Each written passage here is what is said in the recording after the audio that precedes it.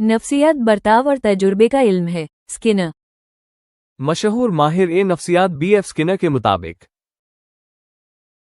वजाहत। इस तारुफ के मुताबिक नफ्सियात वो इल्म है जिसमें इंसान और जानदारों के बर्ताव, बिहेवियर और मुख्तलिफ हालात में कैसे अमल करता है, ये सब नफ्सियात के दायरे में आता है।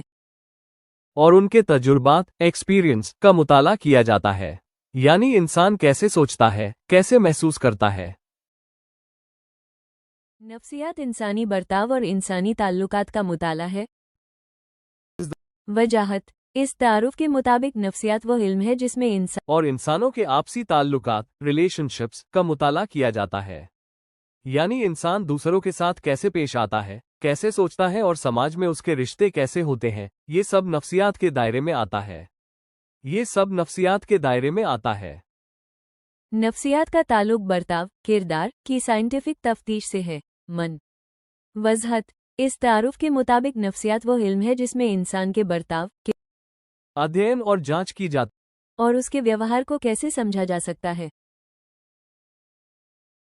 नफ्सियात माहौल के ताल्लुक में अफराद की कारगुजारियों का साइंटिफिक मुताला। मशहूर माहिर नफ्सियात वुडवर्थ मुताबिक। इस तारुफ के मुताबिक नफ्सियात वो इल्म है जिसमें इंसान की गतिविधियों का माहौल, एनवायरनमेंट, वैज्ञानिक तरीके से अध्ययन किया जाता है, यानी इंसान अपने माहौल के असर से कैसे सोचता है और कैसे व्यवहार करता है। नफ्सियात की अहम शाखें। नफ्सियात बराए इंसानी जिस्म।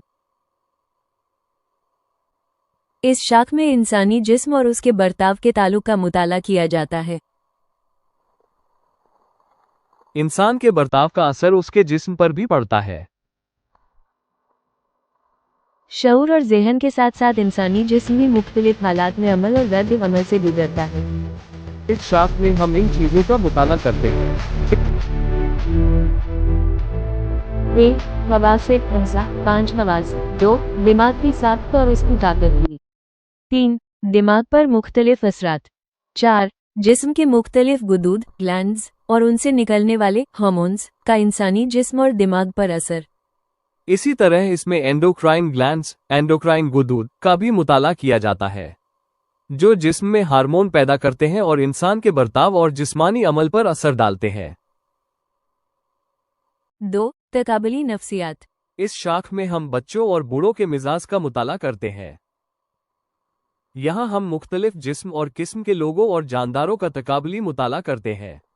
इसमें यह देखा जाता है कि मुख्तलिफ हालात में अलग अलग जानदार कैसा रद्द-ए-अमल करते हैं, यानी इंसान और दूसरे जानदारों के बर्ताव का आपस में मुकाबला करके समझा जाता है। 3 समाजी नफ्सियात। इंसान एक समाजी जानदार है।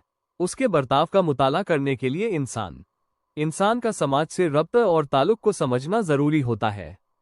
इसी पस मंजर में उसकी समाजी और इज्तिमाई जिंदगी का भी मुताला किया जाता है। समाजी नफ्सियात में इंसानी बर्ताव, समाजी असरात, अकीदात और मुख्तलिफ समाजी पस मंजर में इंसान कैसे बर्ताव करता है, इसका मुताला किया जाता है। 4 शख्सी इख्तिलाफ की नफ्सियात।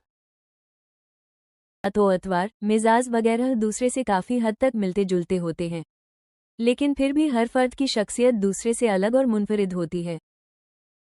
इन इख्तिलाफात के सबब खानदान, हालात, समाजी माहौल, तालीम व तरबियत वगैरह हो सकते हैं। इस शाख में फ़र्दों के दरमियान पाए जाने वाले फ़र्क और शख्सियत के इख्तिलाफ का मुताला किया जाता है।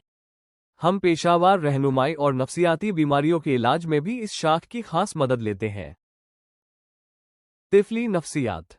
तिफली नफ्सियात में दौरान हमल से अहद शबाब तक बच्चे की हम जहत, तरक्की और नशोनुमा का मुताला किया जाता है। इस मुताला से बच्चे की न सिर्फ जिस्मानी तरक्की और नशोनुमा का अंदाज़ा लगाया जाता है, बल्कि उसके अखलाकी, लिसानी, ज़हनी, जज्बाती और समाजी नशोनुमा का भी जायज़ा लिया जाता है।